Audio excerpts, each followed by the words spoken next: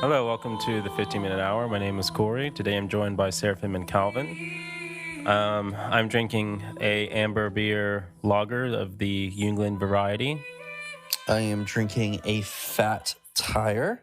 I'm drinking a Mick Ultra light beer. Yeah, everyone at my work always drinks that. They have great marketing. Oh. They actually used they were in the background of a bunch of golf stuff. Oh. So people associate them with fit, wealthy men. Which I'm trying to do someday. And America. Red, Yeah. white, and blue. Yeah. No, we actually learned about it in class. They have great marketing. So I figured I'd read What class? Consumer behavior. Oh. I told my professor about Bernays. He'd never heard of him. Really? So I was He's a disappointed. consumer behavior professor. He doesn't know about Bernays? Yeah, I was disappointed. Actually, That's messed 'cause I up. assumed he would. I was like, hey. He's like the Charles Darwin of consumer behavior. So I recommended the Century of Self documentary in the book. I told him about it. What do you learn about in that class if not Edward Bernays?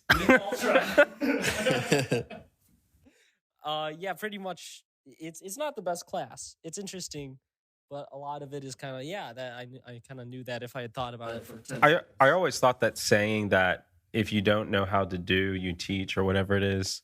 You know the saying I'm thinking of? Yeah. I always thought that applied most to business teachers. Yeah, unless it's like an old guy who retired after doing it. I've got one professor that I love because he was actually out there. He went to prison for fraud. Nice. Now he teaches, and it's like I have way more respect for him. 'Cause Yeah. I know that he knows the lawyer. Yeah. I'm not. I think he actually knows stuff. So I think the topic today is Halloween and holidays and, these accusations of paganism, blah, blah, blah, which if you've listened to this podcast, you already know my response to that.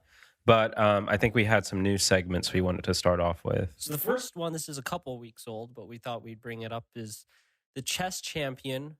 They found he was cheating he had a butt plug that was vibrating, and someone was sending him through vibrations Morse code to help him win in chess. Was it someone or was it an AI, I think, that was sending him It was either an AI or someone using an AI. And it was the leading chess champion, was it Magnussen, I think? Yeah. Carl Magnussen. Magnussen, Something like that. Norwegian guy, I think. Something like Scandinavian of sorts. And, he was calling it all from the get-go. He was like, I don't want to face this guy. Or I think after he made one move, it was a very unconventional chess opening with the knight, if I recall correctly. And Magnussen quit right after that because He knew what was up. He knew something was off because it's the kind of move an AI would make, I guess. But at the very least, it wasn't. I mean, once you're at that level of chess, you're not even playing chess. It's just memorization, I think. Yeah. And it's like I did not practice the 250 move set that follows that opening move, So I think he called off, but also because he knew it was he was against AI and not a human. And the idea there is that there's something poetic about it, the sense that you're allowing yourself to be dominated, fucked, in order to gain some sort of divine insight to conquer your opponent. So there's something very ancient and, for lack of a better word, traditional in what's going on there. Yeah, it's really beautiful. Huh? It's really beautiful, you're right. Well, I'm not saying it's beautiful, but I'm saying there's something particular that I think a lot of people commenting on this affair probably aren't noticing, which is this idea of sacrifice. But this is like really high way of talking about. The guy had a butt plug in his ass to win chess. Like, calm down a little bit. No, but I'm saying the feet, the vibrating feet thing. I don't know about the feet. I thought it was in the butt. So it became a problem. People having like devices in their shoes to cheat. So they started searching people's shoes and socks before chess matches. That's nothing. That's not a sacrifice. But he took it to the next level. Right. I'm saying there's nothing really traditional about feet, and well, maybe Achilles, I guess. But there's a lot of traditional myths that you give yourself over to a power or an entity sexually, and you gain some sort of divine insight. Usually, it's with women. This guy's a dude, but there's still something in that. There's something. I'm just saying there's something mythological or Jungian or archetypal going on here that is beneath the surface that a lot of people aren't paying attention to. That's all I'm saying. Additionally, right, so the chess community is up in a hissy about all this, about, whether or not it's a legitimate thing. And I think more and more is coming out to say that he actually was cheating or whatever. And he's admitted to cheating in the past, but he says he wasn't cheating this time or something like that. I haven't really kept up to date on the story, so I might be totally wrong. Maybe he later on he did. But it's interesting that Magnuson or whatever called it out from the get go. Um, I think one thing I'll say is that chess apparently was solved as a game, which means AI can display the perfect game, so unbeatable basically against human players, unless human players just want to memorize the AI thing. So it's all memory at this point. It's not any strategy. I think they were saying Go was still unsolved, but now it is. I'm not sure. Someone can correct it. Go, the Chinese game, which is a strategy game like chess, but even more permutational. Which speaks to this nature of games in general, and in games are mimicking reality, that all of reality is itself sort of solvable. Maybe, I don't know. But in either case, it's like this idea that a game is no longer playable or interesting because it's been solved. I remember my friend actually said that he lost interest in chess after it was solved. But I don't know. There's something interesting going on there too. I don't really have much to say on this, but It's interesting. I'm just throwing things out there. Things are only interesting, and so far they can't be solved. Yeah. No, I'm trying to think about that. Yeah. Okay, so next news. It's like if everyone wants, it's like you're playing because you want to be the best. I mean, people practically know they're not going to be the best, but if you know that the ideal has already been found, then it's like the thrill of the chase. Yeah, it takes the mystery, it takes the chase out of there because you know what the upper limit is. It's kind of like Apollo chasing Daphne, and Daphne being turned into a tree by her father is AI, and AI is the father in that myth. So it's like the game is Daphne, or the hunt of Apollo after Daphne.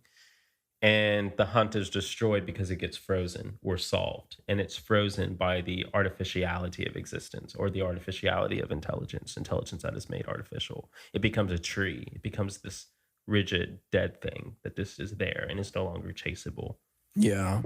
Is that a good segue into the universe thing? Oh, that the universe isn't real or whatever? Yeah, so the universe is not locally real.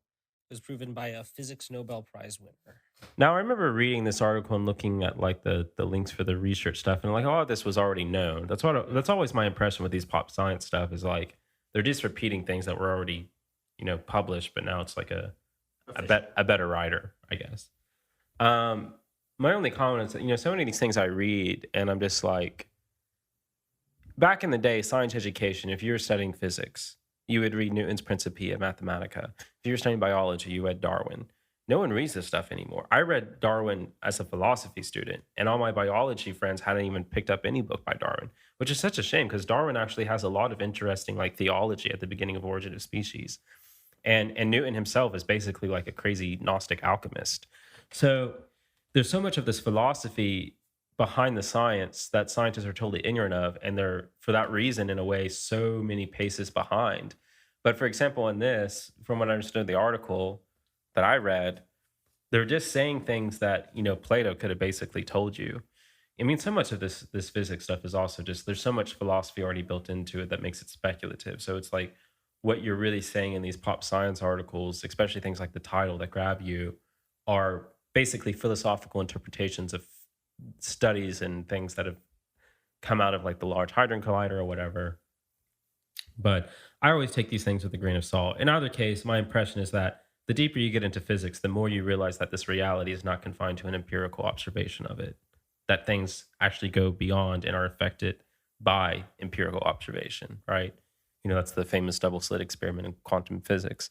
So I don't know. All I'm saying is like most of what I find on the edge of modern science is this reconfirmation of centuries, millennia old philosophies that have already been saying this. I guess a critic would say like, well, if you have philosophers, they're going to say every possible thing, so one of them have to turn out right. And like, yeah, but it's significant that Plato was the one who was right, which I've always been hedging my bets on. Plato is my homeboy. He's the guy I've been putting my bets on from the beginning, that if anyone understood the universe, it was this guy. If anyone understood the universe who's not a god, who was understanding it from a purely human, maybe divinely inspired point of view, it was Plato, right? He gets it. And every time I'm talking about it, it's like, people are like, what should I read for philosophy? I want to try to understand philosophy. Like, it's like what Whitehead says, everything is a footnote to Plato. And the problem is that you can read all these Platonic scholars and they don't really understand Plato. They have no idea what Plato's talking about. They're talking about some bullshit. Just read Plato. Don't read secondary literature until you've read Plato. Read most of his dialogues, and then you can start reading secondary literature, because then at least you have an idea of what's actually happening. Whenever people want to study philosophy, they read all the secondary literature, and secondary literature says bullshit. It should really be forbidden for most of early education, secondary literature, because it's other people's opinions. You got to read the source text. You got to read Plato. But yeah, Plato vindicated yet again. I think our first conversation on text, you recommended Plato. Yeah, he's where you start. Read the Greeks, read Homer, read all the literature and stuff, because Plato's borrowing out of that. But once you got Plato down, you might want to skip ahead a bit every now and then, because you live in modernity, you have to function modernity, so you got to realize what the hell is going on. So you got to read people like Nietzsche, Spinoza, Descartes. Sure, but you should really, for the most part, try to build yourself up chronologically, starting with Plato, Aristotle, the Neoplatonists, the Church Fathers. A lot of philosophy courses, they might teach a little Plato, but they have a really dumb interpretation of him. And then they might teach Aristotle, and then they skip like 1,000 years over to maybe Aquinas, if at all. And then they just jump to Descartes, out of nowhere. It's like, you basically have no idea what's actually happening for most of history. You have no idea what the intellectual tradition is. You're coming out as a supposed scholar, but you have no idea what's going on. All you know is Descartes, who's, just a guy at the end of the day shitting on his toilet, doesn't know what's going on. And you start there and you're like, oh, this is philosophy. It's like, no, it's not. This is retard think. This is dumb think. This is what they feed you to convince you to. What is this? I muted this. Keep going. This is what they feed you to convince you that, you should buy a bunch of stuff, and that, you think, therefore you exist, and nothing matters, and you're just a puppet, and we can do whatever we want with you because we're rich. That's Descartes, at the end of the day. That's Spinoza. No, I love Spinoza, and I have much more respect for Spinoza than I do Descartes. Spinoza had the balls to take over Descartes, didn't want to. But,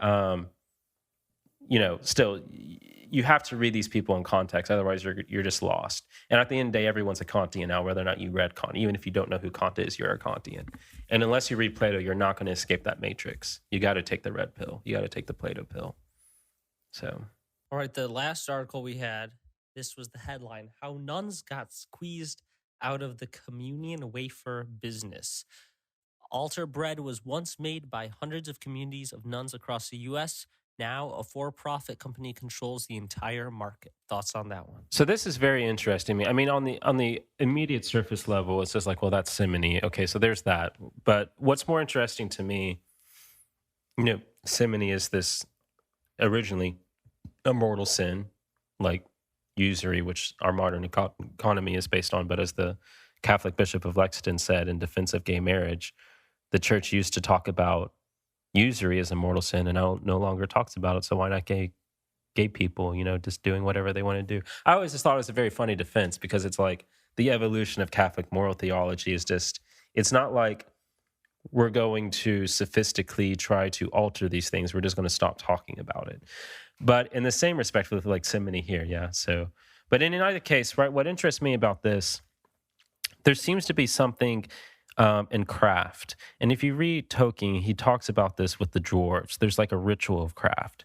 It's like something about the aspect of the energy. You probably hear this most with cooking, like there's love in this cooking. That's why it tastes better. If you visit a lot of monasteries, not really Catholic, but Orthodox monasteries, the food always tastes amazing, even though it's very simple ingredients. You ask the monk, why is it so good? It's because we always say the Jesus prayer when we're cooking, whatever. But it's true. I mean, it's weird. But if you visit, because I visit a lot of monasteries, Catholic and Orthodox, and the Orthodox monasteries definitely always taste really good. And so there's something going on there. There's like an energy that's being transferred from the person to the food. But I think it's true with any craft. And there's something about, even to this day, the best beer, according to a lot of beer enthusiasts, is made by these monks in Germany. You have to order far ahead of time, like 2 or 3 years in advance. And they give you just like 4 bottles of it. But there should be, I've been to a lot of monasteries that make their own beer or wine, but they don't sell it. And I can't say much of beer. I don't know that much about beer, but I'll taste the wine. I know a bit about wine. And I'm like, this wine is like really, really good. Like this is a good wine. Like you can make a market off of this. And when I ask them why they don't, in America at least, it's because there's so many regulations. And I always said, if I was like the president or something, one of the first things I would do is give all monasteries an exemption to the bullshit Puritan laws that we have about alcohol and whatever. Let them bypass all the raw milk laws, all the bullshit, laws that America has for why we can't have real brie or whatever. Because monasteries and crafting things, even if they're not, directly saying the Jesus prayer or whatever, any sort of mantric aspect that they're communing into the product, the very life they live, in theory, if they're doing it right, carries with it a certain level of energy that they're passing over to their craft. And this is so contrary to the industrialist, Fordist, modern capitalist view of economy, but it's actually like having people craft out of their own immediate environment. I mean, there's definitely a Heideggerian reading here, right? Which is that the pot that's handcrafted versus the one that's mass produced has being in it. It's something that's been used and has gone through its own history and story versus just a pot that looks like any other in Walmart. But there's something even beyond that in this aspect that there's a way of life dedicated to that craft, especially in this idea of a sacrificial identity that a potter in the world is a potter, but a monk doing pottery is not a potter, or a monk doing cheese is not a cheesemonger. They divorce themselves from that identity because their identity is clothed in something else divine. So it's that sacrifice, not only the sacrifices that a monk has to make initially, but the sort of sacrifices that the monk makes in relationship to their work, that they, in theory, are not meant to be attached to their work, that the work itself becomes divinized in that aspect, and it takes on its own quality of being. So to say nothing about the obvious simoniacal, I don't know, aspects of what's going on here with the nuns and the wafers, there's something else being lost, which is this aspect of the devotion of that life that is missing out in the being of the product. I mean, ideally, I think pretty much everything should either be produced at home or like a local baker or monks. But I think the ideal economy would focus most of the labor to the guild system and to the monks. The guild system, because it's basically monastic in the application of what they're doing as an art, no matter how mundane the project it is they're trying to do. I think the guild system was probably the peak of human economics. And after that, it just kind of goes downhill. But it was like applying that wisdom of monasticism insofar that the project itself is considered something kind of holy that the guild system was promoting versus this mass-produced industrialism of products. There's no art anymore. That's all I have to say. That was on the news headline. What's the topic for today? Right. So the topic is is Halloween, particularly, but also just holidays in general. I'm not like an expert on Halloween. I haven't like read a lot of books about this, but I mean, first off, I want to address these common criticisms you probably hear more in America than elsewhere about the pagan roots of Halloween. To which I say, yeah, it is pagan, but I say pretty much every holiday is. That's why, again, I've always respected my friend Brian Ketterer, the Protestant, because he doesn't celebrate any holiday. He says it's all paganism. So I think the criticism that it's paganism is moot. If you want to say it's pagan, don't celebrate Christmas, because Christmas is also pagan. What does that actually mean, right? So all we're saying here is that there's these holidays that borrow traditions from the cultures that they were originally in. If you read Justin Martyr, again, I feel like I'm just repeating myself from every other podcast here, but all these pagans had aspects of them that were oriented to the Logos. And when Christianity comes into those lands, it takes what is good and brings it back into the fold. So it's not just that the Jews are being fulfilled by Christianity, but all the pagan religions are being fulfilled by Christianity. Yes, there were certain aspects of Judaism that were in error when it got out of the line. There are aspects of paganism that were in error, like child sacrifice or whatever. But there were still good things in paganism, as there are good things in Judaism that Christ comes to fulfill. So Christ is the fulfillment. I think C.S. Lewis says this. He says Christ is the fulfillment not only of Judaism, but also the pagan religions and faiths. And so what we see, some holidays are more overt about this, especially Halloween. But no matter how many times or how hard you try to gerrymander or sophisticate your way out of this, any clear-sighted view of history would show you that pretty much every holiday, whether even if it's Christian in its orientation, is borrowing a lot of pagan elements. And again, the pagan-Christian dichotomy is mostly bullshit. The question is whether or not these religions that were descended from Adam, right? If you take this literal historical view that the church fathers typically do, all religions are Adamic, all religions are Abrahamic, all religion, not Abrahamic, but they're all Christian or proto-Christian. Why? Well, Christianity is true religion. You have Adam who knew that true religion, and then he gives it to his sons. And for the most part, they're practicing true monotheism. But then, Tower of Babel, the flood, all this other bullshit, and that stuff starts to deteriorate into things like polytheism. So this is the opposite view of the modern anthropological view that it goes animism, polytheism, monotheism. Again, these terms I've said in past podcasts are pretty much bullshit. But if you want to go with these terms, it's, in my opinion, it's the opposite. It starts with monotheism and it degenerates from there. But in either case, no matter how far away you go, even to straight up demon worship, you're still borrowing aspects from that original Adamic religion, that original Adamic faith. When Abraham comes and he's a prophet that's taking that reignition of the Adamic faith to the Jewish people and the Muslim people as well. But what is essentially going on, and even outside of Abraham to all these other pagan faiths, is that they're being reignited in their own way with their own prophets, okay? They're not prophets on the level of Moses or anything, but they're people who had humility, like Confucius or Lao Tse, or even the Buddha, whose humility allowed them to receive particular divine knowledge. Socrates is another great example because he had his own daemon who was following him around, right? And that allowed them to receive particular divine information that even before these people had been passed on in traditions and cultures in various ways that were reflecting the divine truth. It's kind of like Maximus or Justin Martyr says, which is that nature itself is the imprint of Christ. So when the pagans are worshiping nature, they're worshiping Christ indirectly. So it should not surprise us when the pagans have certain rituals or understandings of reality or the seasons and time that are actually far more correct than modern Christians are. And a great example of that is the calendar and time, that time itself is something that is sacred. And that because time is sacred, you have certain allotments of the time and the seasons based on the planetary motions, the bodies, what we now call the sciences of astrology, in relation to what that's doing to your soul at that specific time. And rituals are a way to orient your will and your understanding in a particular way in relationship to that sacrality of time. So when we have things like Halloween or Easter or these, pagan festivals that were borrow to create the Christian festivals, what we're doing is orienting our will to a divine, intuitive understanding of logos through nature that has been oriented by God. So what is Halloween in that respect? Pretty much what you'll see in a lot of cultures around the time of fall, which is basically, so all the four seasons have their own corresponding elements. Summer's obviously fire, which is activity, potentiality, going into the motion. Then you have winter, which is water, that's contemplation, emotion, the unconscious, the feminine. You have spring, which is earth, that's vitality. It's partially death in some respect because it's the maggots chewing at the bodies that create the soil that makes it fertile for the plants to grow and bloom, coming out of the death of nature. But then you have fall, which is or autumn, which is air. That's the intellect. That's true contemplation. That's going into the depths. And if you look at it astrologically, that's very strong, like Libra, Scorpio energies. So that's the sun and the days are getting dimmer. You're going into death. You're going into contemplation. The leaves are dying. The animals and the bugs are going into burrows. So although winter's often seen as death, and in some respects it is, it's really autumn that's true death. That's the initial fruit of death. And in autumn, it's going into death and contemplation.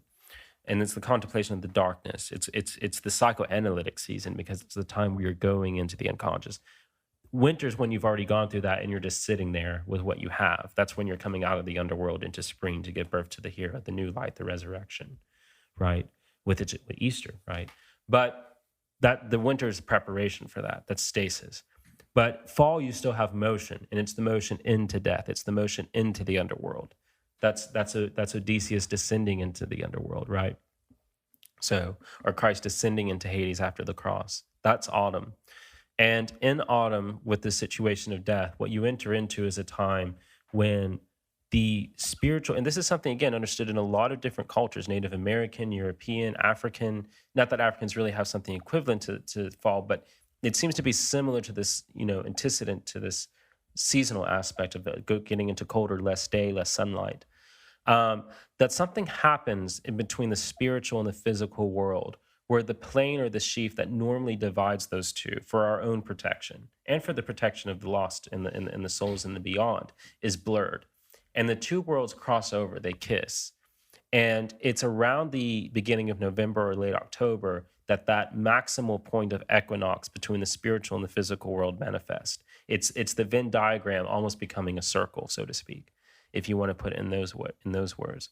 So what you see in a lot of cultures and traditions that understand this intuitively is that it's a time, one, it's a time to pay respects to the dead. So you'll see this manifest particularly in, say, like Mexican culture, the Dios de los Muertos, is, the Day of the Dead, is where you go to put the food on the graves, which was a very early Christian practice, by the way. You would go to the grave sites and you put food there, but it's also a very common pagan practice. You leave food for your ancestors, things they light, pipe tobacco, whatever.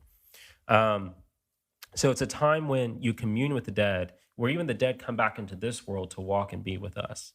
And so it's a time to give thanks to your ancestors, to your family. It's when the understanding that, what we call a civilization, what we call a family is not limited or privileged only to those who are in the living. It is also privileged to those who are in the dead. So why Halloween is so important, I think probably the most important holiday in modernity, is because in our obsession with democracy and privileges and oppression, we've forgotten the most oppressed, unprivileged class of people, which is the dead. In modernity, we just have the passive assumption that the dead are dead. That's a very Protestant belief. It's like this idea that the dead are just dead, they're just waiting, they're already in heaven, we have no relationship to them. But if you look at this much more ancient, even Catholic or Orthodox belief, but in at least pagan belief, basically anything that's not Protestant, is that being dead is not being inactive. It's just going to another state that is more separate from this world in most cases, the exception being around what we call Halloween. So in that state, we enter into that world where we are also going into the world of the dead. Now, when you get into that realm, there's also a lot of dangers that come over because you're dealing with occult forces, which is why in a lot of cultures, you have probably not pronouncing it correctly, but in the Celtic culture, the Samhain, which is where they would put on these masks or they would don particular clothing that was often scary. It's the same motif you see in gargoyles or a lot of Japanese cultures with these very terrifying masks they put on. A lot of Hindu cultures, for instance, Shiva with the terrifying face, right? But it's kind of like Mary in Christianity. She's protecting us from the onslaught of the demons. So the aspect there is that in order to scare away the demons or these bad spirits that want to play tricks on you, you have to give something in exchange or you have to scare them off. So you scare them off by donning scary masks, or you offer something in exchange for their tricks. So you give them trick or treats, right? So the whole candy aspect, which I think is a degeneration of this and very capitalistic. But the original idea here is that it was a time for mischievousness. It was a time for children to go into their dark side so that they could take the dark side in and become more mature as adults. It was a time when you were meant to unleash the inhibitions of the profane. It was a time when you were allowed to celebrate things kind of like similar to Mardi Gras in French culture. It was like, if you're going to sin, let this be the day. It's like, get it out of you so you can prepare for Lent. That's kind of similar to what's going on here in a lot of cultures. Not necessarily these grievous things like murder, rape, fornication, or whatever, but it was a time to get out that shadow, the shadow that we repress throughout most of our life, most of our day, had its time to come into the trickster or the fool archetype in Halloween. Halloween, if there is a holy day of the fool, it is Hallows Eve. Hallows Eve, April Fool's obviously, but that's kind of a modern version. But Halloween, or the time of autumnal eve, of the eve of the equinox, that's the time when the fool has his game and the ball's in his court. And that's the time that you let that shadow come out and you play tricks on people. That's why Halloween, and so far its modern variations exist, the whole TPing your neighbor's house is actually more authentic than the trick-or-treating. And it would be better if that was the option that was taken. Unfortunately, nowadays everyone's so I don't know what the word is, but so authoritative that's much more difficult to do for modern youth than it is for youth of the past. But not both of those are kind of degenerations. I mean, really what you're looking at here is something deeper in the aspect of playing tricks and doing things that you wouldn't be accustomed to. It's also very customary to go to graveyards, to visit cemeteries and pray for the dead. Because again, the idea is that, at least in Christianity, borrowed from the pagan roots, is that prayers in relationship or in the locality of the dead are more effective because that boundary is being crossed over in this time. It's a time when all the spirits are around, so you have more communication with them. So, what is the advantage of getting that out, of having a day in which you're allowed to indulge in these things, and especially saying when it occurs in the year, um, as you were talking about with the elements and stuff, right before we enter into this sort of dead, reluctant period, not reluctant, reclusive period. What's the advantage of having such a day? Again, it's like Mardi Gras, right? Because Mardi Gras is time of indulgence before when? Before Lent, before Ash Wednesday. What happens in winter through spring? Lent. So in many cultures, it's not Lent per se where you're taking on this very intense fast, but it was an idea that you're doing less work in the fields. You're having time to be with your family. You're having more time to do things like spiritual prayer and contemplation and meditation. So there was this idea of an asceticism associated with winter going into spring to prepare for the renewal of the plants and life, for virility, and therefore having to go back to the fields and work. So what happens in autumn is that in preparing for that time of contemplation, you have the harvest, you enjoy all the fruits that you've been working all throughout summer, which is the hardest time of work. Remember, summer's fire. It's pure action, pure activity, right? Getting everything out there, being quick, being intense. Now it's a time to reap the rewards, okay? It's the harvest, it's the Thanksgiving, okay? It's gratitude. And in that respect, right, with Halloween, it's or just this general time of, for instance, in the Catholic Day, it's All Saints Day and All Souls Day, where all through November the 1st and 2nd, it's in the original word for Halloween, Hallows Eve, was the hallowing of the graves, where all the saints and souls came out of the graves and went out of purgatory into heaven. It is the time when being prepared for that state, right, and taking enjoyment in that communion with the spirits, getting all that shadow out makes it so you don't have to deal with it. I mean, it's basically the wisdom that Freud gave us very graphically in The Return of the Repressed. The more you repress something, the stronger it's going to come out in very neurotic ways. So if you're going into Lent or you're going into winter, which is a time of asceticism, contemplation, having more times in your hand, idle hands are the devil's work. If you get it out before you do that, there's a certain, Protestants hate this idea, but there's a great wisdom in things like Mardi Gras. Like, go ahead, do your fornication, do your drinking, do your merriment, because once you have that out, you don't have this sort of hypocrisy, which is, and from the Christian point of view, is actually much worse than just doing the sin. That's going to come out when you take that time of contemplation and asceticism. Again, so much of this is so foreign to us because we no longer have a actual calendar life cycle that's based off the seasons and doing field work because of industrialism and capitalism. But it's still deep there in us, in our unconscious, nonetheless.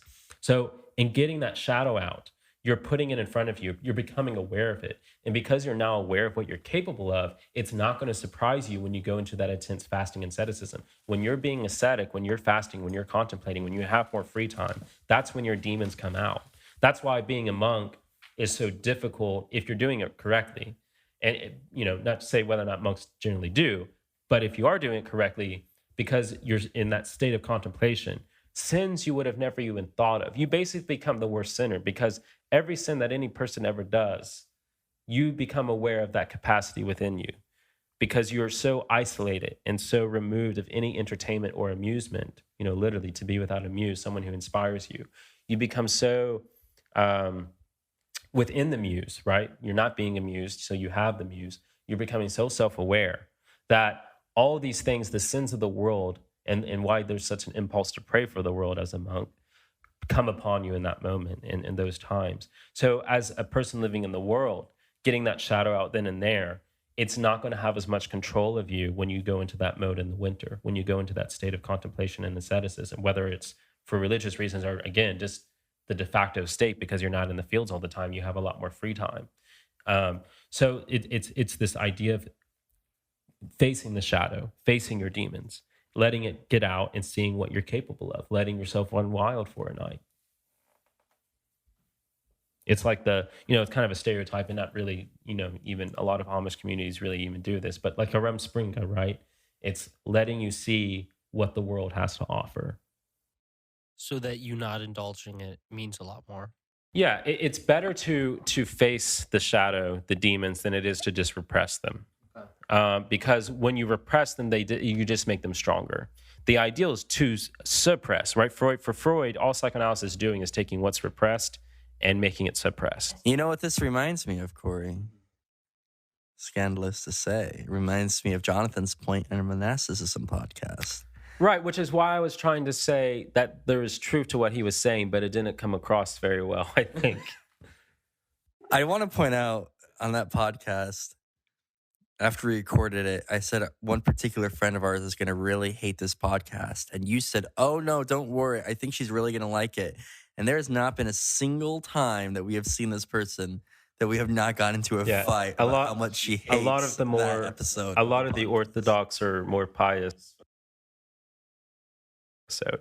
So I think Jonathan controversial. the Jonathan talking about monasticism. Okay. So I kept saying, like, what Jonathan was saying, that there was truth to it that you find in the church fathers, which is exactly what I'm talking about now. Now, again, that being said, right, this is something that happens at a particular point in time of the year for everyone. It's not something you just indulge in consistently. Although there are people like St. Mary of Egypt who did do that for their life and then had that turn.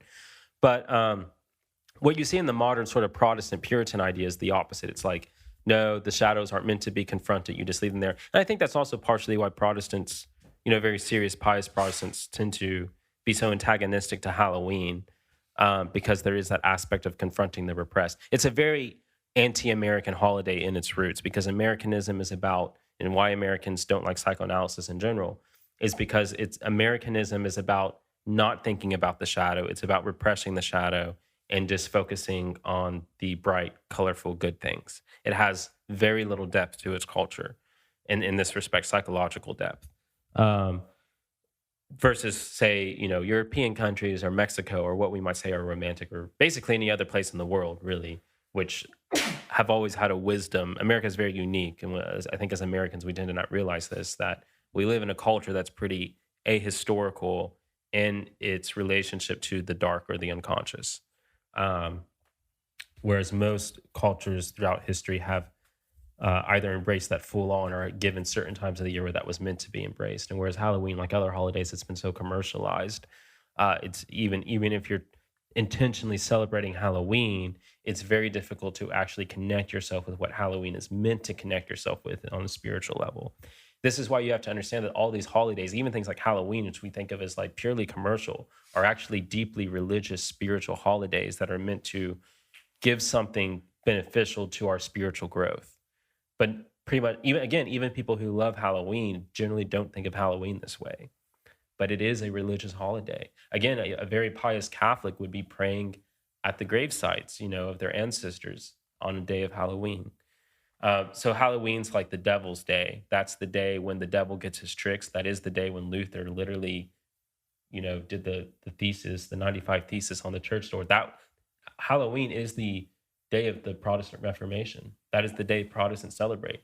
But in traditional Christian understanding of the calendar, Halloween is the devil's day. What happens on Halloween is the devil having his victory. It's like the one day that God lets Satan have his victory. I just always thought it was funny that Protestants celebrate Halloween as the day of Reformation, but it's understood as being the day that the devil has his victory, right? And then what happens on November 1st? That's the day of All Souls. That's the day when all the pious have their holiday. And then you have the highest level, which is the next day, which is the day of All Saints. And that's the day when all the saints in heaven are glorified, when heaven comes down to earth. All right. So you get 3 days. You get the day of hell, you get the day of purgatory, and you get the day of heaven. Halloween is the day of hell. That is the trickster. That is the shadow. That is the Satan, the adversary within us, getting its last laugh before we go into winter. So when people say that there is something demonic about Halloween, they're not wrong, but they're wrong to not celebrate it. Because true Christianity is about recognizing the devil. It's like Jesus says, make peace with your adversary on the way, right? With the Hasatan. It's Job being tempted by Satan. It's Christ being tempted by Satan. The devil is not your enemy. As the church fathers say, the devil is your best ally. Or as St. Pachomius, the church father, the abbot, says, he's like 2nd or 3rd century, wherever I go, there is the devil. The devil is always there as your adversary, as your lawyer, to test you, to put you into the state where you're in God's grace by testing your conscience. So Halloween is that time on the calendar year where we all do that as a spiritual community. It's where we let the devil come out and have his last laugh. We give the devil his due. So what would you say an appropriate way to, so okay, you got the day of the devil, the day of the souls, the day of the saints, and you do the kind of the hell, purgatory, heaven. How would someone in modernity celebrate this? Like, how would you recommend someone acknowledging or trying to participate in this holiday today where it's so non-existent in our culture? Is it even possible? You have to make it existent for yourself. I mean, that's kind of what we do with our symposiums and stuff. But, you can go to the graveyard and you can pray for your relatives, or just any graveyard, pray for random people. You can try to take a walk in an autumn forest. I mean, I think there's something going on there. Take a walk in grave sites in general. But you're asking a deeper question, which is, what do we do with modernity? Modernity has so divorced us from our traditions in general. It's not just a problem of Halloween. It's a problem of any holiday. It's a problem of living in general. Industrialism and modernity have so, disconnected us from that. It's a question beyond this immediate topic. But, and there are writers like Evola who've already said that much better than I have about what you do in that situation. You ride the tiger. You accept that modernity is here to stay, and you just kind of take advantage of it while still being a aristocrat of the soul, as Evola will say. This is kind of sidetracking for a second. I know we don't have much time left, but I think the element of time is just very interesting to me, especially how we understand it. So I guess it's coming from talking about all these different days of, it's a day for this, day for that. And we don't really have any sense of that. And holidays are just sort of this very, there's no depth to it. It's just like, it's either the day that you get off work so you can barbecue, or it's a day where you do something. It's like St. Patrick's Day. Oh, that's the day I go out and get really drunk. Or Halloween, that's the day I go out and eat a bunch of candy and wear costumes and drink with my friends or something. I mean, these holidays don't really have any spiritual significance. They're very, very modernized, secularized. Yeah, not just modern and secularized, but there's no substance. They're very fluff. There's no spiritual. They're fluff. And thinking about time in general and the time. God, I'm sorry, I can't talk because Calvin, you're circling me with the fly swatter, and I'm just terrified.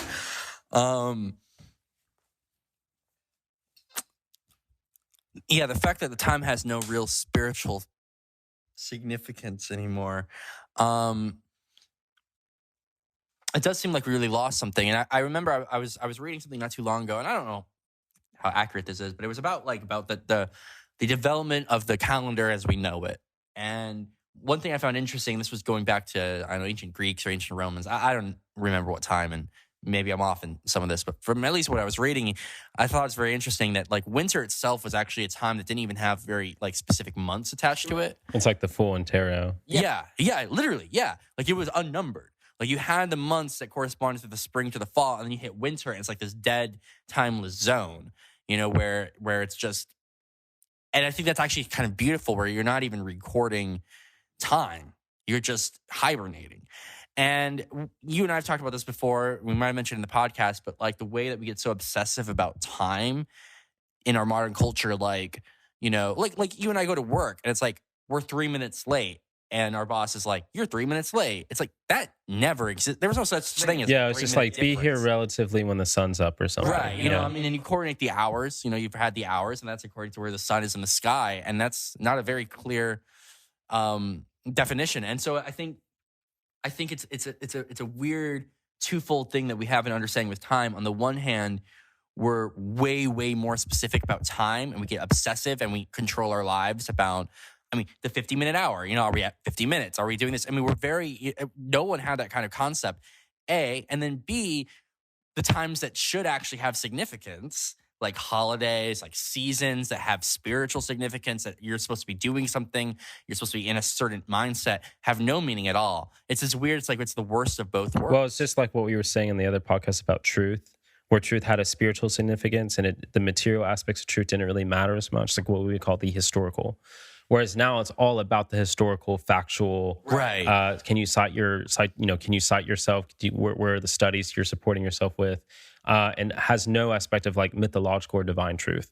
So man takes idols out of the sky to make them idols on earth. It's the Yeah. same thing with time. It's the same thing with space. It's everything in modernity. I mean, Evelyn really defines it best. Modernity is just taking everything that every tradition and culture throughout the world has always understood as being true and turning it upside down.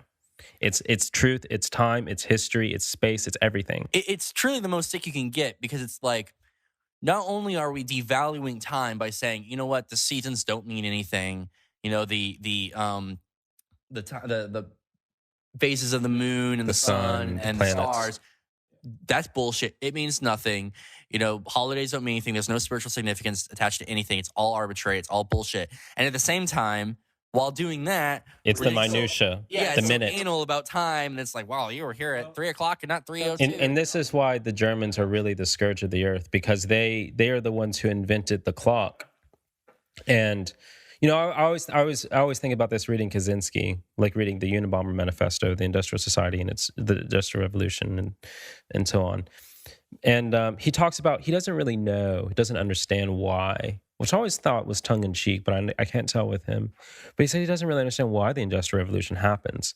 But he says whatever causes it is not something necessary. And, you know, excuse me, my typical, you know, rogue gallery, Descartes, Kant, definitely fall in here. But really, a lot of this was the Germans inventing the clock, because it was this very German Teutonic mentality of being autistic and trying to measure everything, things that shouldn't be measured except in Right. very esoteric, arcane aspects by scientists, philosophers. But when you build a giant clock tower in the middle of the city, you're telling everyone that they should be in on this. It's like Newton's hesitation, not Newton, sorry, Tesla's hesitation with electricity. It's like, what I'm doing here is what many mages and arcane people in the past have already done. But if I go forward with this, I'm introducing a very dangerous art to the common people. And he didn't want to do it. It took Edison to say, I don't give a fuck about the wealth or the nature or the conditions or the health of humanity. I'm just going to make money. And he's the one who puts it into the exoteric. Same thing with Newton. He didn't want a lot of his stuff becoming public information. But again, it was advantageous to the powers that be to make it so to the social engineers. It's the same thing you see with the Germans as a collective entity. They're always taking all these arcane things. I will say the French are guilty of this too in different ways, but the Germans especially. They take all these arcane, esoteric things and they put their pearls before swine. And now everyone is paying the consequence because they thought it'd be a good idea to take something very arcane like time and give it a specific measurement and put it in the middle of the frickin' town and say, everyone, look, it's a clock. No longer is we have to do this around this rough time and this time of day when it feels like this and it's muggy. It's you know, you have to be here at 2:00, 2:30, do this, do that. And everything becomes robbed of any spiritual significance because it's atomized. And this is again, this is a little off base, but I kind of want to go down this route. I remember once in college, I was walking back from someone's house to my dorm with one of my friends, and we was like midnight or something like that. And I stopped my friend, and there was this like bench on a hill on that walk. And I stopped him and said, I want to sit on this bench for a minute. And I just want to look at the stars. And he's just like, what? And so we sat down there, we looked at the stars. And we started looking at the stars for a while. And I said, you know, I think that if we didn't have light pollution, I think if everyone could just see the stars as they were, we wouldn't have atheism. People would just believe in God. And he laughed at me, and he's a very smart guy and, you know, very, very pious guy. But he laughed at me and said, that's the stupidest thing I've ever heard. What the fuck are you talking about?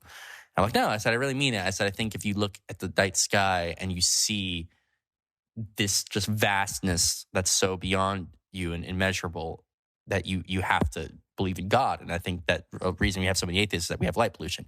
He said, that's ridiculous. And years later, as we were on a phone call, he said, by the way, I remember that moment from years ago. And I thought you were ridiculous. And I've thought about it since then. He's like, I think you're actually right. And Definitely a lot less.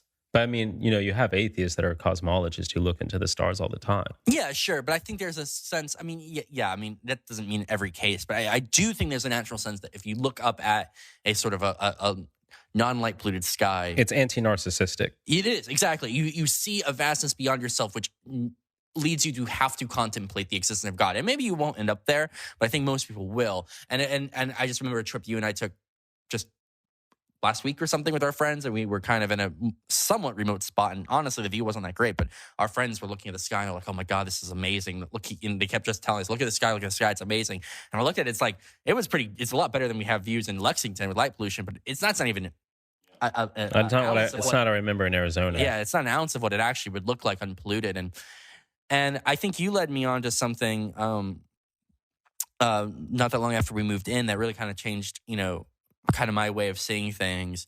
That was closely related to that, which is you were talking about how it says, and I believe in Genesis, God sets the stars and the planets as a guide, for humans, and we've ignored that, and now astrology. Not only ignored it, we've covered it up. Yeah, we've literally covered it up with our own light life. pollution is unbiblical. Yeah, but then we've also kind of demoted any kind of significance of the phases of the moon, the phases of the sun, the phases of the stars that always had so much significance to people in terms of just practical things like farming, but also just they had spiritual significance. And now we've all done away with that. It's like, oh, that's all old bullshit. But I think if you actually were to look at the night sky as it's meant to be seen and have that awe and that wonder, as you said, that non-narcissistic of something much bigger than you, and you were to also see that as this is literally what guides our lives in terms of day is determined by the rise and the fall of the sun. The seasons are determined by the phases of the moon. And that determines every part of our life. When we plant things, when we harvest things. How you get pregnant. Yeah, exactly. Yeah. When you get pregnant, when you're fertile, when your land is fertile, when you harvest, every element of society is like determined by this. And when you see that as having this like really divine meaning and time becomes spiritual significance, things like holidays start to make a lot more sense. Like this is the day appointed by God and the cosmos for this thing. Well, it's also why modern Christianity is so hypocritical. It should be putting as much effort and time and energy it does into combating abortion, which is an important issue. I'm not demoting that. It should be putting as much time and energy into getting rid or fighting abortion as it should be into getting rid of industrialism, or at the very least, light pollution. Yet no one cares. But we are literally assaulting the image that God has given us to guide us in our everyday life. We're basically saying, fuck you. We don't care about what you have given us as gifts of nature. We don't care. We'd rather make money and have industrialism and live comfy lives and have our own light, which is a very Luciferian archetype, by the way. It's like, we're not going to take your light. We're saying, fuck you to God. We're saying we want our own light. We're going to make it ourselves. And not only are we going to make our own light, we're going to blot out all of your light because we think it's shitty or we think it's not as good as our light. It's inconvenient to our light. Yeah, that's what we're saying to God when we do industrialism, or at the very least when we do industrialism with light pollution. And yet Christians you never hear anything about some conservative pastor going against the evils of light pollution, right? But if we were really consistent about this, we would be putting just as much effort into this as any other concern. Yeah, it's really it's like the forgotten battle. In a way, it's even worse because it's like, yeah, life is very precious, and it's like, yeah, abortion's evil because we're killing these lives. But it's one thing to take the life of an innocent person. It's another thing to spit in the face of God, like we do when we take away the lights that He has given us. Yeah, we are reaching the end. The 50-minute hour. Look who's so attached to time. I will say psychoanalysts themselves are very self-aware about this irony because they themselves are very critical of this aspect of time generally. But it's also why it's called the impossible profession. It's what they call themselves with regard to this. But it's like capitalists have to perform, sorry, that was a slip. Psychoanalysts have to perform within this capitalist, time slot. That whereas like if you were just a shaman throughout most of history, like the equivalent of a psychoanalyst, you're just doing this based on a specific arrangement of the stars, and you're just meeting with someone to do this particular ritual. Yeah, it didn't have any particular time space because you didn't have to go to work in the morning or whatever. Well, I mean, obviously you had to work in the morning, but it was a much more rough idea of it. Yeah. And you also would work 2 or 3 hours, go home, take a break, have lunch, take a nap, go back to work, go to church, go back to work, do this, do that, go back to work. In a way, you were working more often, but not as much in a way, right? Yeah. But were there any sort of final thoughts or questions before we end? I mean, that really covered it for me. All right. Well, I guess we'll say happy Halloween, happy All Hallows Eve. Wait. What's your favorite Halloween candy? I'm not really a big candy person. I'm more of a pastry person. I guess if I had to choose candy, I'd say like some nice mix between like dark chocolate, milk chocolate with almonds in it. I don't know if there's like a candy bar, like a mass-produced candy bar that you would get in Halloween candy that does Like that. Almond Joy. Yeah, that has coconut though. Do you like coconut? Not really. Screw you. I love apple strudel. I mean, a lot of the stuff I like, you probably won't really find in America. It's more like European traditions. Like you bake this particular. God, you're such a hipster. Can't you just name a fucking candy? Couldn't you just have said like Reese's Pieces? I'm not. It's like, well, you have to go to France to find the thing that I. Well, you know what I mean. It's just.